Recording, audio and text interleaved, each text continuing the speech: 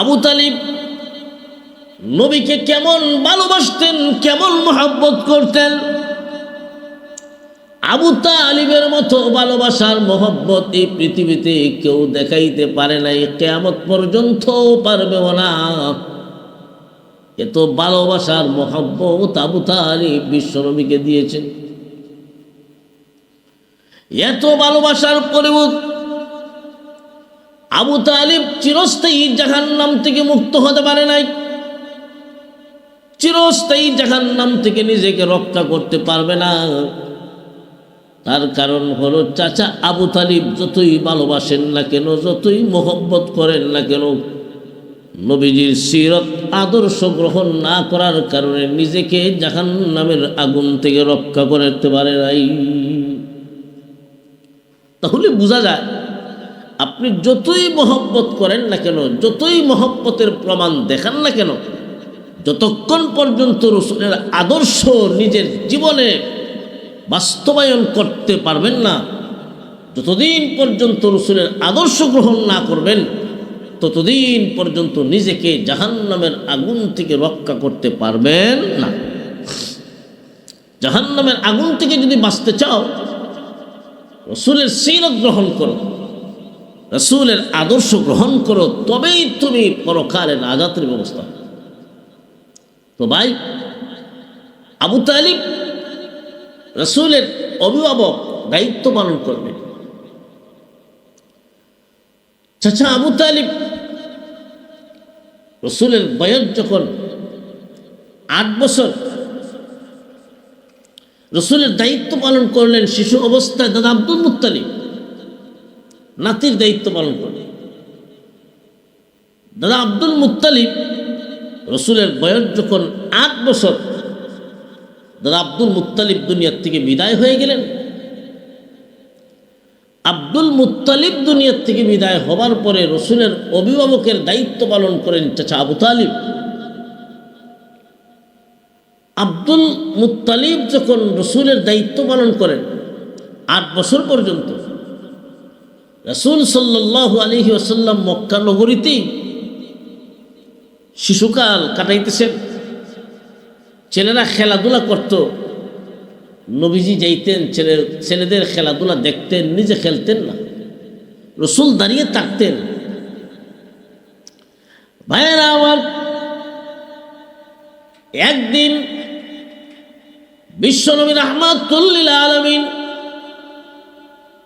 মক্কার একটি মাঠে গেছেন, ছেলেরা খেলাধুলা করে, আল্লাহর নবীও দাঁড়িয়েছেন, খেলাধুলা দেখতেছেন। নবীজি খেলাধুলা দেখতেছেন। যখন সন্ধ্যা হয়ে যাবে, ছেলেদের অভিভাবক, কারো ভাই কারো বাবা ওই মাঠে যায়, তাদের ছেলেদেরকে নিয়ে আসে, তাদের ছেলেদেরকে নিয়ে আসে। আল্লাহ নবী তখন মনে মনে চিন্তা করেন, আমার সাথীদেরকে নেওয়ার জন্যে তাদের অভিভাবক, তাদের আব্বা আসেন, কিন্তু আমি মুহাম্মদ এতদিন পর্যন্ত মাঠে আসি, কিন্তু আমাকে নেয়ার জন্যে আমার আব্বা তো কোনোদিন আইল না। আল্লাহ নবী এই কথা চিন্তা করে অন্তরে দারুণ আঘাত লেগে গেল। নবীজি কান্দেন, নবীজি কান্দেন, বাবার কথা স্মরণ হয়ে গেছে। আমার বাবা কোথায়, আমার বাবা কোথায়? এই সংবাদ যখন রাসূলের মা আমেনার কাছে আসলো, রাসূলের মা আমেনার কাছে আসলো, আমেনা দৌড় দিয়া ওই মাঠে গেছেন, গিয়া দেখেন নবীজি কান্দেন। আমেনা বলেন, বাবা তোমার কি হলো? শিশু নবী তখন বলেন, মা আজকে আমার অন্তরে দারুণ আঘাত লেগে গেছে। আমি তাকায় দেখি প্রতিদিন আমার সাথীদেরকে নেওয়ার জন্য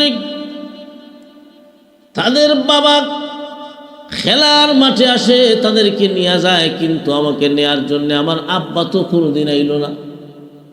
মা, ও মা, আমার আব্বা কই গো, আমার আব্বা কই? আমরা কি বলবেন, কিভাবে বুঝাবেন? কান্দে। শিশু নবীকে খেলার মাঠ থেকে বাড়িতে নিয়ে আসেন আর বুঝায় বাবারে তোর বাবা মদিনাতুল মুনাওয়ারাতে, আয় তোকে নিয়ে যাবো তোর বাবার কাছে। দাদা আব্দুল মুত্তালিবের কাছে অনুমতি নিয়ে আমেনা শিশু সন্তান মোহাম্মদকে নিয়ে আর একজন বাদী ছিল ওনার উম্মে আয়মন, উম্মে আয়মনকে সঙ্গে নিয়ে রওনা হয়ে গেলেন মদিনাতুল মুনাওয়ারা। মদিনায় পৌঁছার পরে আব্দুল্লাহর কবর যেখানে আমেনা ইশারা করে দেখায় দিলেন, বাবা মুহাম্মদ তোমার বাবা আব্দুল্লাহর কবর, এটা তোমার আব্বা আব্দুল্লাহর কবর। শিশু নবী কবরের উপরে এইভাবে দুইটা হাত দিয়া উপর হয়ে শুয়ে পড়ছে। ডাক দেন, বাবা গো, আজ এতদিন ধরে এত বড় হইলাম, জীবনে কোনোদিন তোমার চোখ দেখতে পারি নাই, জীবনে কোনোদিন তোমাকে আব্বু বলে ডাকতে পারি নাই। নবীজি কবরের মাটিতে এইভাবে ধরে কাঁদ, কিন্তু জবাব নাই, জবাব নাই। বিশ্বনবী রাহমাতুল লিল আলামিনের বয়স 6 বছর, বাবার কবরে কান্নাকাটি করলেন। আমেনা বাবার কবর দেখায়া নিয়ে আসবেন, আবার মক্কাতে নিয়ে আসবেন, বাবার কবর দেখাইছে। রওনা হয়ে গেলেন, মক্কাতে আসবেন 3 জন মানুষ, আমেনা এবং উম্মে আয়মন এবং শিশু নবী মুহাম্মদ। মদিনা থেকে রওনা হয়েছেন, মক্কাতে আসবেন, গিয়েছেন বাবার কবর দেখার জন্য। মক্কা এবং মদিনার মাঝখানে একটা জায়গা, যেই জায়গাটার নাম হলো আবওয়া। ওই আবওয়া নামক স্থানে এসেই মা আমেনা অসুস্থ হয়ে পড়েন। এমন অসুস্থ হয়ে পড়লেন, ওই অসুস্থতাই ওনার দুনিয়ার থেকে বিদায়ের কারণ হয়ে যায়। মা আমেনা মাটিতে শুয়ে আছেন, আর উম্মে আয়মনকে ডাক দিয়া বলেন, রে উম্মে আয়মন, আমার মনে হয় আমি আর দুনিয়াতে বাঁচব না, আমার মনে হয় আমি আর দুনিয়াতে বাঁচব না। আমার সন্তানটাকে তোর হাতে তুলে দিলাম, আমার সন্তানকে কোনোদিন মায়ের অভাব বুঝতে দিবি না। আমেনা মুহাম্মদকে কুলে নিয়ে বুকের সাথে টান দিয়া ধরে, বাবা মুহাম্মদ, আমার মনে হয় আমি আমার জীবনের শেষ প্রান্তে পৌঁছে গেছি রে বাবা, আমার মনে হয় আমি আর দুনিয়াতে বাঁচব না। শিশু নবী হাউমাউ করে কান্দে, ও মা, আমি জন্মের উপরে বাবা দেখি নাই, আজকে গিয়েছিলাম বাবার কবর দেখতে, রাস্তায় বুঝে আজকে তোমাকে হারাইব। মা, তুমি আমাকে কার কাছে তুলে দিয়া যাইতেছ গো মা, আমাকে কার হাওলা করে দিবা? আমেনা তখন ডাক দিয়া, মোহাম্মদ কান্দিস না, কান্দিস না। উম্মে আয়মনকে ডাক দিয়া, উম্মে আয়মন, আমার সন্তানের হেফাজত করবে, দেখাশোনা করবে, আমার সন্তান মুহাম্মদকে কোনোদিন মায়ের অভাব বুঝতে দিবি না। ওই আবওয়া নামক স্থানে নবীজির মা আমেনা ইন্তেকাল করেন, এখানেই ওনাকে দাফন করা হয়। উম্মে আয়মন শিশু নবীকে নিয়ে মক্কাতে আসলেন। তখন রসুলের অভিভাবক তার দাদা আব্দুল মুত্তালিব, রসুলের বয়স যখন 8 বছর, দাদা আব্দুল মুত্তালিব দুনিয়ার থেকে বিদায় হয়ে গেছেন। বাবাও নাই, জন্মের আগেই বাবা নাই, 6 বছর বয়সে মা নাই, 8 বছর বয়সে দাদা আব্দুল মুত্তালিবও নাই।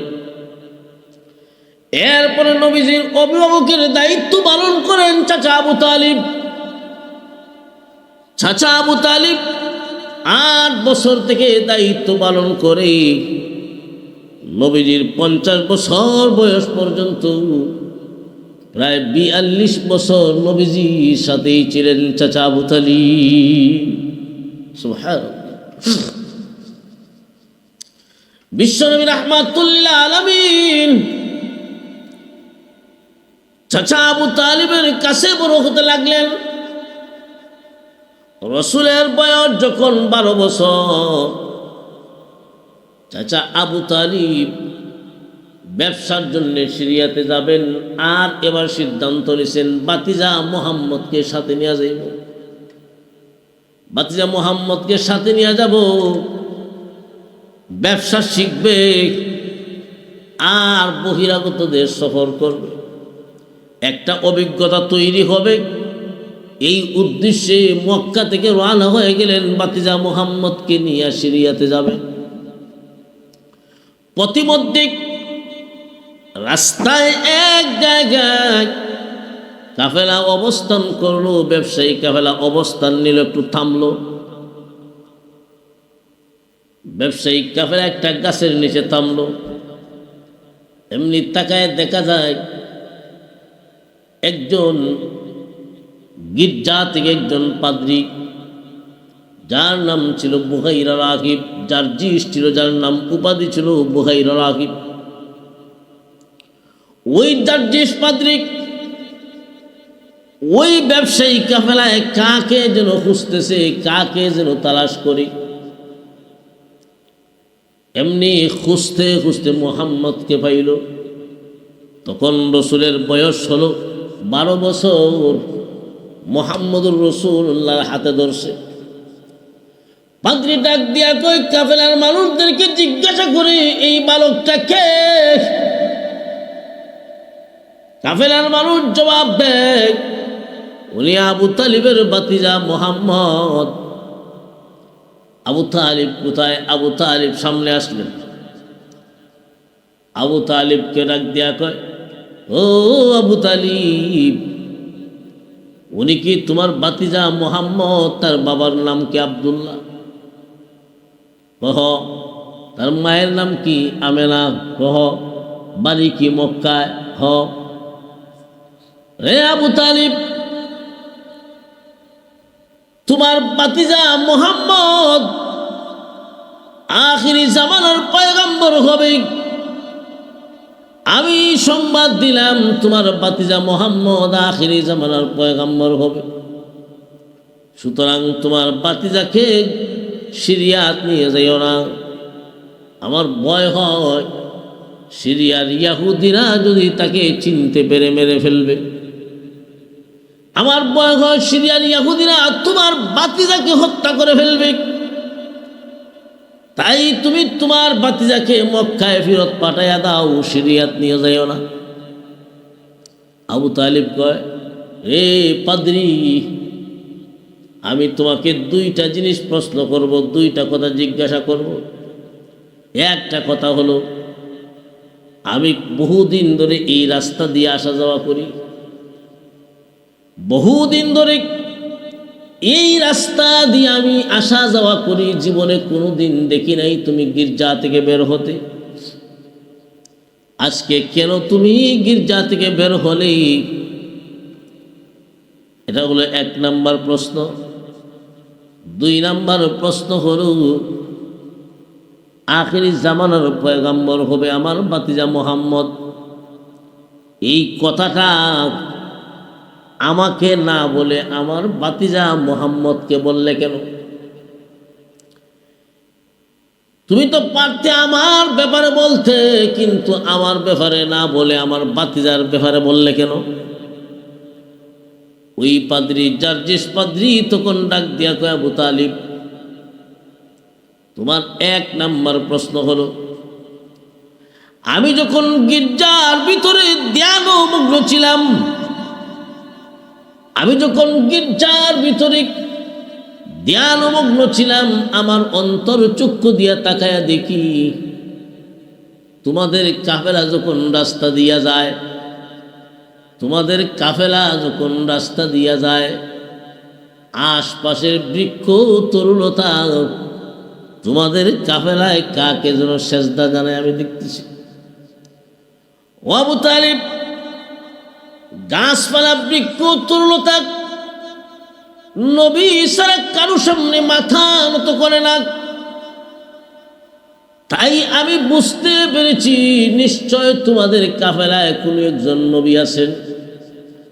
তাই আজকে আমি গির্জা থেকে বের হইলাম এই নবীর অনুসন্ধান করার জন্যে। এটা হলো 1 নাম্বার প্রশ্ন। 2 নাম্বার প্রশ্নের জবাব,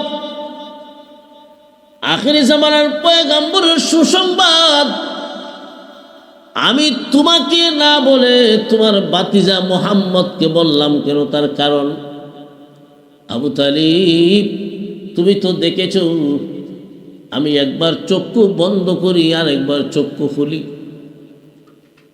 আমি একবার চক্ষু বন্ধ করি আবার চক্ষু খুলি।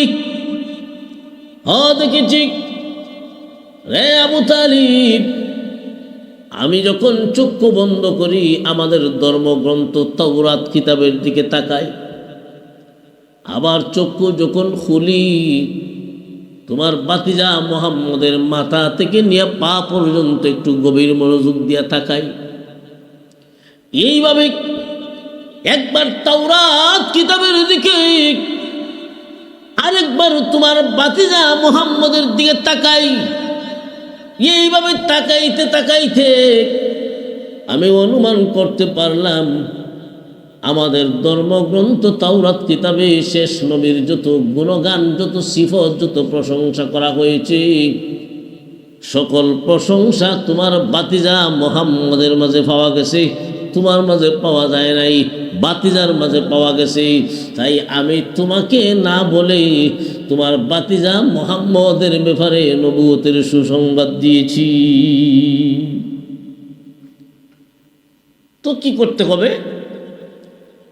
যে পাদ্রী পরামর্শ দেয় যে তোমার বাতিজা মুহাম্মদকে মক্কায় ফিরত পাঠাইয়া দাও, সিরিয়াত নিয়ে যাও না।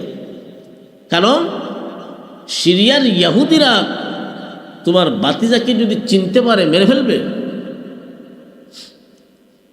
ওই পাদ্রী তখন বলে যে ওনাকে আল্লাহ পাক যখন নবুয়ত দান করবেন তখন আমি জিন্দা থাকবো কি না, সুযোগ পাবো কি পাবো না। তাই আজকে যেহেতু সুযোগ পাইছি আমার পক্ষ থেকে তোমাদের সবাইকে মেহমানদারি করানো দাওয়াত দেওয়া হবে। সবাই দাওয়াত গ্রহণ করলেন। ওই পাদ্রীর পক্ষ থেকে দাওয়াত, পাদ্রীর বাড়িতে দাওয়াত হবে। পাদ্রী তো দাওয়াত দিয়েছে মূলত শিশু মুহাম্মদুর রাসূলুল্লাহ সাল্লাল্লাহু আলাইহি ওয়াসাল্লামের কারণে। তো ব্যবসায়িক কাফেলা,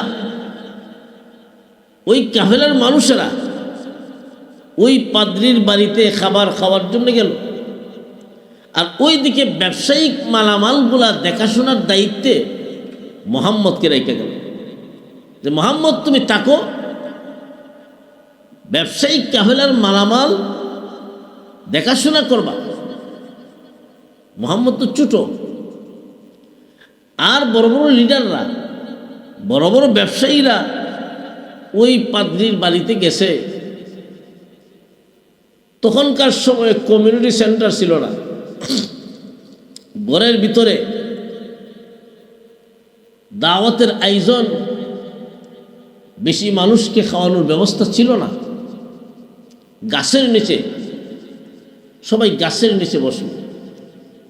আরবের মরুভূমির রৌদ্র, কেমন তাপ, কেমন গরম,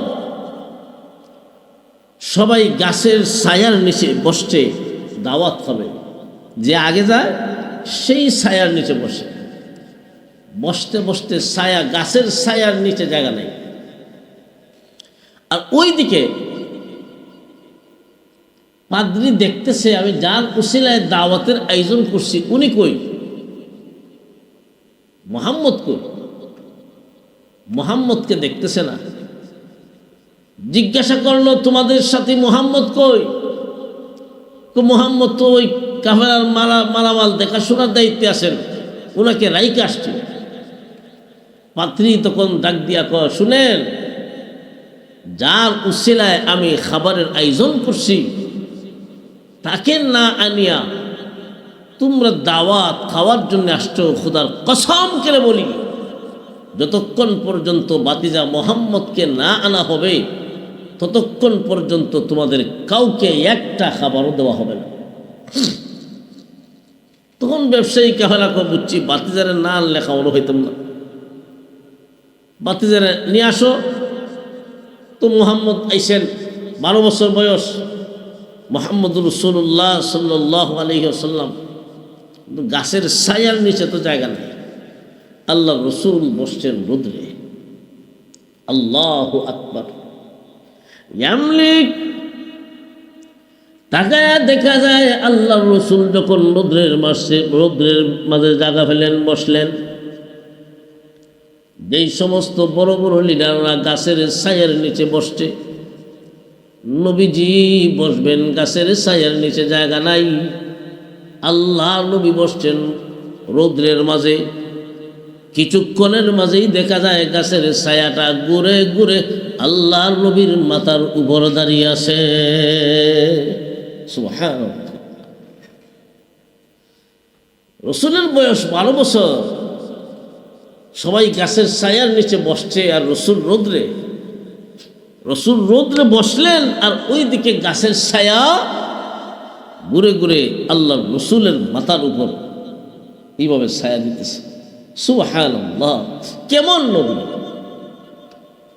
ভাই, আপনি আমার নবী মুহাম্মদুর রাসূলুল্লাহ সাল্লাল্লাহু আলাইহি ওয়াসাল্লামকে আল্লাহ পাক ইয়াতীম অবস্থায় এই দুনিয়াত পাঠাইছেন, যার অভিভাবকের দায়িত্ব স্বয়ং আহকামুল হাকিমিন মহান আল্লাহ নিজ কুদরতিভাবে করছেন। আল্লাহ পাক রব্বুল আলামিন আমাদের সবাইকে মুহাম্মদুর রাসূলুল্লাহ সাল্লাল্লাহু আলাইহি ওয়াসাল্লামের খাঁটি উম্মত হিসাবে তাকার তৌফিক দান করুক। সকলে বলুন আমিন। ওয়া আখিরু দাওয়ানা আলহামদুলিল্লাহি রাব্বিল আলামিন।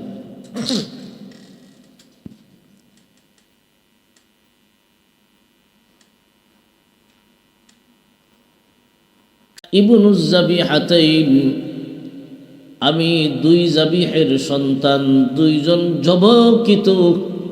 জবাইকৃত পুরুষের সন্তান আমি। একজন হলেন ইসমাঈল আলাইহিস সালাতু ওয়াস সালাম, একজন হলেন আব্দুল্লাহ। একজন হলেন পয়গম্বর ইসমাঈল আলাইহিস সালাতু ওয়াস সালাম, আরেকজন হলেন রসুলের জন্মদাতা পিতা আব্দুল্লাহ। এই দুজনই আল্লাহর রাস্তায় জবাইকৃত।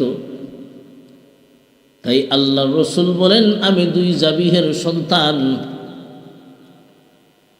রসুলের পিতা আব্দুল্লাহ জবাইকৃত। এই ইতিহাস আমরা অনেকেই জানি না, রসুলের পিতা আব্দুল্লাহ কিভাবে জবাইকৃত। ও মুসলমান ইমানদার, আমরা জানি রসুলের বংশ পরস্পরা সিলসিলা এমন। মুহাম্মদ সাল্লাল্লাহু আলাইহি ওয়াসাল্লামের পিতার নাম আব্দুল্লাহ, দাদার নাম আব্দুল মুত্তালিব, আব্দুল মুত্তালিবের বাবার নাম হাশেম, হাশিমের বাবার নাম আব্দে মুনাফ, আব্দে মুনাফের বাবার নাম কুসাই। এইভাবে রসুলের বংশ পরস্পরা। মুহাম্মদ সাল্লাল্লাহু আলাইহি ওয়াসাল্লামের দাদা আব্দুল মুত্তালিব, যার নাম ছিল সাইবা। আব্দুল মুত্তালিব অর্থ হলো মুত্তালিবের গোলাম। মুত্তালিবের গোলাম যার নাম ছিল সাইবা। রাসূল সাল্লাল্লাহু আলাইহি ওয়াসাল্লামের পরিদাদা একজন হলেন হাশেম। হাশেম উনি মদিনায় গেলেন, ব্যবসার জন্য সিরিয়ায় গেলেন, প্রতিমধ্যে মদিনায় গেলেন। সালমা বিনতে আমরের সাথে ওনার বিবাহ বন্ধনে আবদ্ধ হয়। হাশেম মদিনায় সালমা বিনতে আমরের সাথে ঘর সংসার করেন। সালমা গর্ভধারিণী হলেন,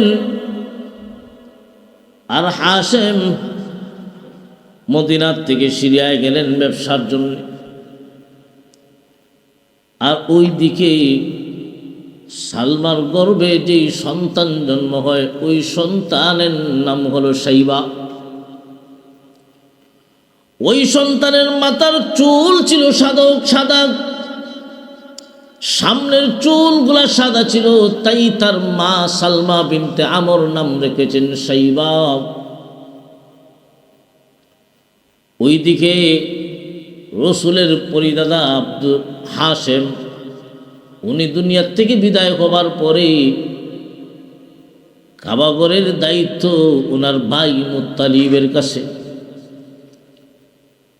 ওনার ভাই মুত্তালিবের কাছে কাবাগরের দায়িত্ব। মক্কার মানুষেরা সংবাদ দেয়, ও মুত্তালিব, তোমার ভাই হাশিমের একজন সন্তান মদিনায় আছে। হাশিমের একজন সন্তান সাইবা মদিনায় আছে। মুত্তালিব এই সংবাদ পায়া মদিনায় রওনা হয়ে গেলেন। মদিনায় গেলেন, গিয়া সাইবার সঙ্গে দেখা হলো। তখন সাইবার বয়স 10 থেকে 12 বছর। চেহারা দেখেই বুঝতে পেরেছেন উনি ওনার বাতুস পুত্র, ওনার বাতিজা হাশিমের ছেলে সাইবা। তাই মুত্তালিব ওনার বাতিজাকে মক্কাতে নিয়ে আসবেন। সাইবা তখন বলে, আমি আমার আম্মার অনুমতি ছাড়া যাব না। মুত্তালিব তার আম্মার কাছ থেকে অনুমতি নিয়ে মক্কায় নিয়ে আসলেন। মক্কার মানুষেরা তখন বলে, মুত্তালিব গোলাম নিয়ে আইছে। আব্দুল মুত্তালিব, মুত্তালিবের গোলাম, মুত্তালিবের গোলাম। মুত্তালিব কয়, না না, এটা আমার গোলাম না, এটা আমার বাতিজা হাশিমের ছেলে, এটা আমার বাতিজা, আমার ভাই হাশিমের ছেলে, যার নাম হলো সাইবা। পরবর্তীতে উনি আব্দুল মুত্তালিব হিসাবেই পরিচিত লাভ করেন। আব্দুল মুত্তালিব মানে মুত্তালিবের গোলাম। আব্দুল মুত্তালিব বড় হতে লাগলেন। শেষ পর্যন্ত ওখানে কাবার মুতাওয়াল্লির দায়িত্ব। খুব সম্ভ্রান্ত মানুষ ছিলেন, সম্ভ্রান্ত বংশের মানুষ, খুব বিচক্ষণ, ভালো মানুষ, ভদ্র মানুষ হিসাবে মক্কাতে পরিচিত। আব্দুল মুত্তালিব যখন খানায় কাবার মুতাওয়াল্লি, তখন মক্কাতে দুর্ভিক্ষ দেখা দিল। মক্কাতে দুর্ভিক্ষ দেখা দিল। এইদিকে জমজম কূপ আর পানি দেয় না। জমজম কূপের পানি বন্ধ হয়ে গেল। বৃষ্টিপাত হচ্ছে না, রহমতের বৃষ্টিও নাই। চতুর্দিকে এই দুর্ভিক্ষ যখন দেখা দিল, তখন মক্কার মানুষেরা আব্দুল মুত্তালিবের কাছে আসে। হে আব্দুল মুত্তালিব, আল্লাহর কাছে, এই কাবাঘরের মালিকের কাছে পানির চাও, পানির ব্যবস্থা করে দাও। Abdul Muttalib ঘুমাইছেন।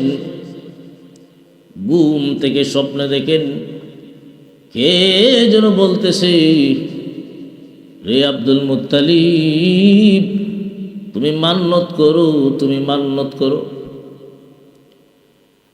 পানির ব্যবস্থা হয়ে যাবে।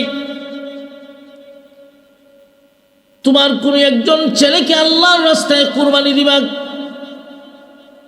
এই মান্নত তুমি করো, পানির ব্যবস্থা হয়ে যাবে।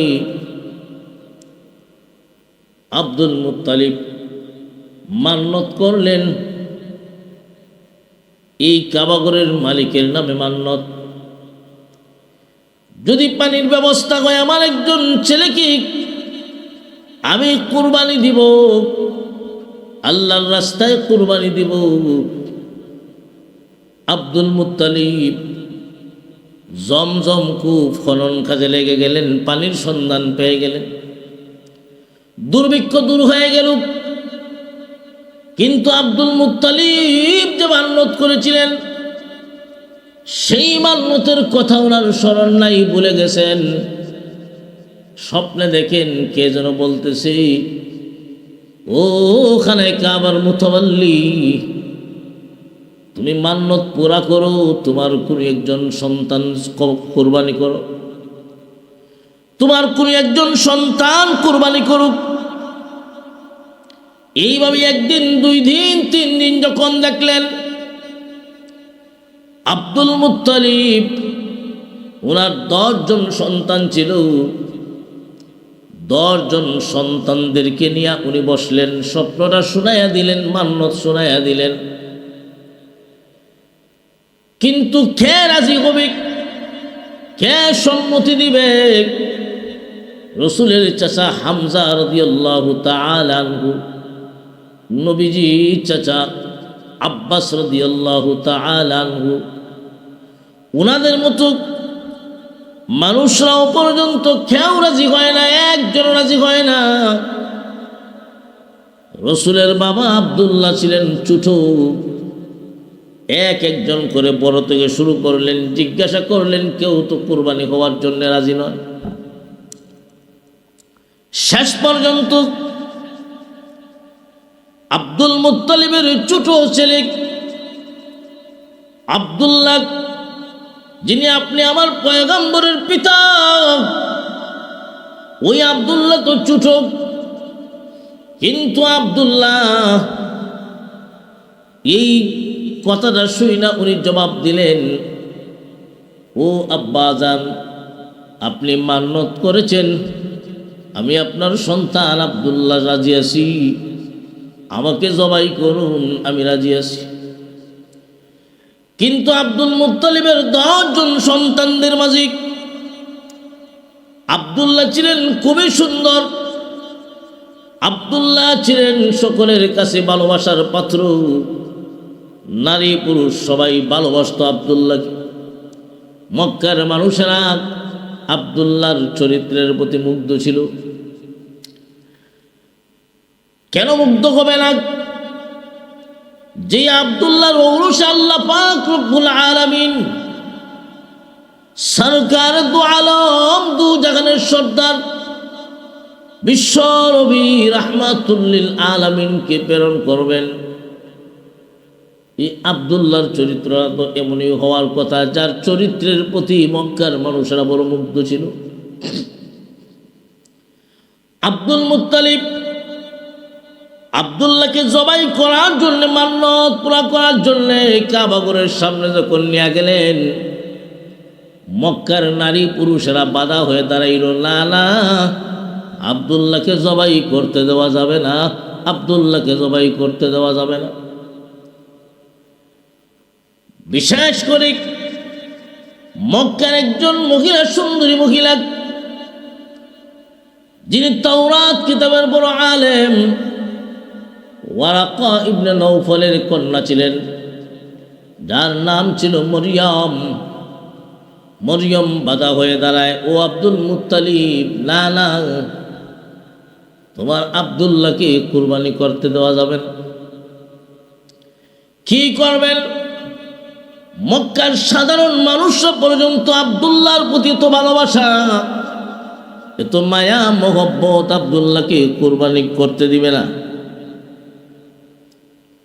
তখন তাওরাত কিতাবের আলেম, বড় বড় পণ্ডিতরা পরামর্শ দেয়, ও আব্দুল মুত্তালিব, একটা কাজ করতে পারেন, লটারি দিতে পারেন, একদিকে তোমার সন্তান আব্দুল্লাহ, আরেকদিকে উট, 10টা উট। আব্দুল মুত্তালিব তাই করলেন, একদিকে আব্দুল্লাহ, আরেকদিকে 10টা উটের 10টা উট। এই লটারি তো দেখা যায় 10টা উটের নাম উঠে নাই, আব্দুল্লাহর নাম উঠে যায়। এইভাবে আবার লটারি দেওয়া হলো, উটের সংখ্যা বাড়ানো হলো, এবারও দেখা যায় আব্দুল্লাহর নাম উটের নাম উঠে না। এইভাবেই 10 বাড়াইতে বাড়াইতে 90টা উট, আর একদিকে আব্দুল্লাহ। তখনও দেখা যায় আব্দুল্লাহর নাম উঠে, শেষ পর্যন্ত 100 উট একদিকে আর আব্দুল্লাহর নাম আরেকদিকে। তখন দেখা যায় 100 উটের নাম উঠছে। সুবহানাল্লাহ। মক্কার মানুষের আনন্দে আত্মহারা হয়ে গেছে। এবার তো আব্দুল্লাহর পরিবর্তে 100 উট জবাই করলেই মান্যত পুরা হয়ে যাবে, আব্দুল্লাহকে আর জবাই করতে হবে না। বড় আনন্দ, বড় খুশি, মক্কার মানুষেরা বড় খুশি। তাই আব্দুল্লাহর পরিবর্তে আব্দুল মুত্তালিব মান্যত পুরা করার জন্যে 10টা উট আল্লাহর রাস্তায় কুরবানি করলেন। তাই আল্লাহর নবী বলেন, আমি 2 যাবিহের সন্তান, একজন হলেন ইসমাঈল আলাইহিস সালাতু ওয়াস সালাম, আর আরেকজন হলেন আমার পিতা আব্দুল্লাহ। আব্দুল্লাহ তো আল্লাহর রাস্তায় জবাইকৃত। আব্দুল্লাহর পরিবর্তে মহান আল্লাহ 10টা উট কবুল করেছেন। প্রিয় হাজিরিন, আব্দুল্লাহ রসুলের পিতা এত ভালোবাসার পাত্র, এত মায়া মহব্বতের পাত্র, মক্কার মানুষেরা বড় ভালোবাসত। আব্দুল্লাহর চরিত্রের প্রতি মুগ্ধ ছিল। শুধু তা নয়, আব্দুল্লাহর ঔরস যেহেতু বিশ্ব নবী জন্ম হবেন, তাই মহান আল্লাহ আব্দুল্লাহর কপালে এমন একটা নূর দিয়েছিলেন, অনেকেই আব্দুল্লাহকে দেখেই চিনতে পারত। তার ঔরসেই আল্লাহ পাক আখিরি পয়গাম্বরের জন্মদান করবে। প্রিয় হাজিরিন,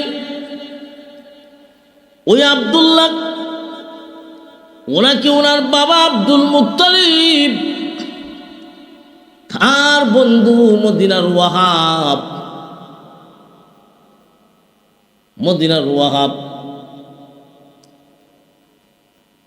ওনার সাথে আব্দুল মুত্তালিবের বন্ধুত্ব ছিল। ওই ওয়াহাবের একজন মেয়ে ছিল দিনদার, ওই মেয়ের নাম ছিল আমেনা, যার সঙ্গে আব্দুল মুত্তালিব ওনার সন্তান আব্দুল্লাহর বিবাহ বন্ধনে আবদ্ধ করলেন। উনি প্রস্তাব দিলেন, আর ওয়াহাব আমেনার বাবা প্রস্তাব গ্রহণ করে নিলেন। আব্দুল্লাহকে বিয়া করাইছেন ওনার বাবা আব্দুল মুত্তালিব মদিনাতুল মুনাওয়ারা।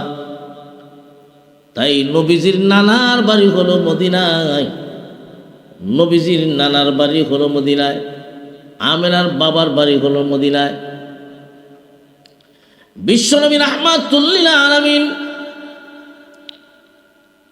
ওই মা আমেনা আর বাবা আব্দুল্লাহর ঔরসেই জন্মগ্রহণ করেন মক্কাতে। উনি যখন জন্মগ্রহণ করলেন, এর আগেই মহান আল্লাহ আব্দুল্লাহকে দুনিয়ার থেকে উঠায় এনেছেন।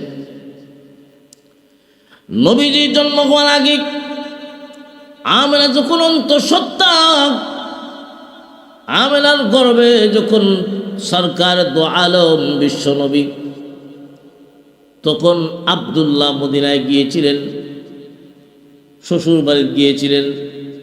সেখানে অসুস্থ হয়ে পড়লেন, আর ওই অসুস্থতাতেই রসুলের বাবা আব্দুল্লাহ দুনিয়ার থেকে বিদায় হয়ে যান। ওই মদিনাতে ইন্তেকাল করেন, মদিনাতেই তাকে দাফন করা হয়।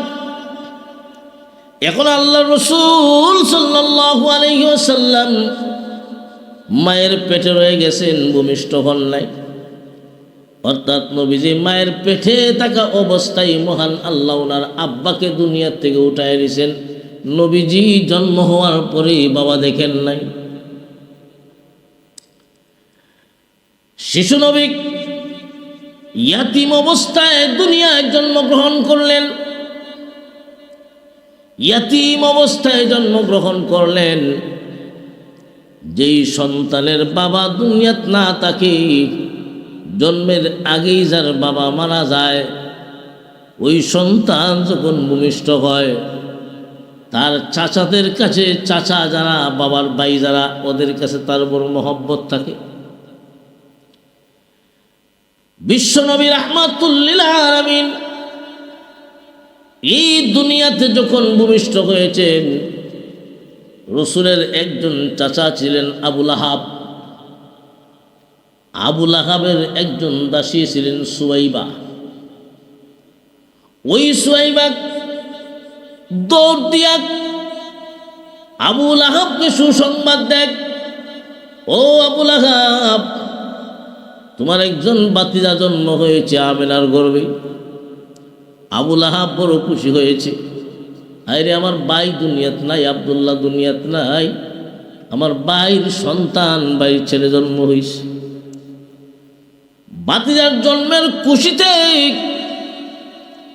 আবু লাহাব ওই বান্দি, ওই দাসী সুয়াইবাকে শাহাদত আঙ্গুল দ্বারা ইশারা করে এইভাবে আজাদ করে দিলেন, রে দাসী, আমার বাতিজার সুসংবাদ দেওয়ার কারণে আমি তোকে আজ থেকে আজাদ করে দিলাম, মুক্ত করে দিলাম।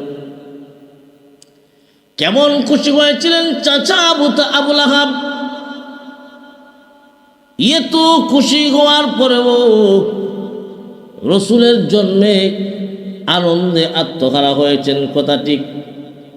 জন্মের খুশি আবু লাহাবের চাইতে আর কে হতে পারে বেশি? আবু লাহাবের চাইতে তো কেউ বেশি খুশি হতে পারে নাই, খুশির প্রমাণ দেখাতে পারে নাই। নবীজির চাচা আবু লাহাব যেই পরিমাণ খুশি হয়েছেন, রসুলের জন্মের খুশিতে আনন্দে আত্মহারা হয়ে যেই ভালোবাসার প্রমাণ দেখাইছেন, এমন প্রমাণ পৃথিবীর ইতিহাসে কেউ দেখাইতে পারে নাই এবং কিয়ামত পর্যন্ত পারবেও না। জন্মের আনন্দে আনন্দিত হওয়ার পরেও আবু লাহাব নিজেকে জাহান্নামের আগুন থেকে রক্ষা করতে পারে নাই। কেন? যে আবু লাহাব জন্মের খুশিতে খুশি হয়েছেন, কথা ঠিক, জন্মের খুশিতে আনন্দিত হয়েছেন, কথা ঠিক, কিন্তু রসুলের সিরত গ্রহণ করেন নাই, রসুলের জীবন আদর্শ গ্রহণ করেন নাই, কিন্তু মিলাদুন নবী পালন করছেন। জন্মের খুশিতে, জন্মের আনন্দে আত্মহারা হয়েছেন। জন্মের খুশি, মিলাদুন নবীর খুশি,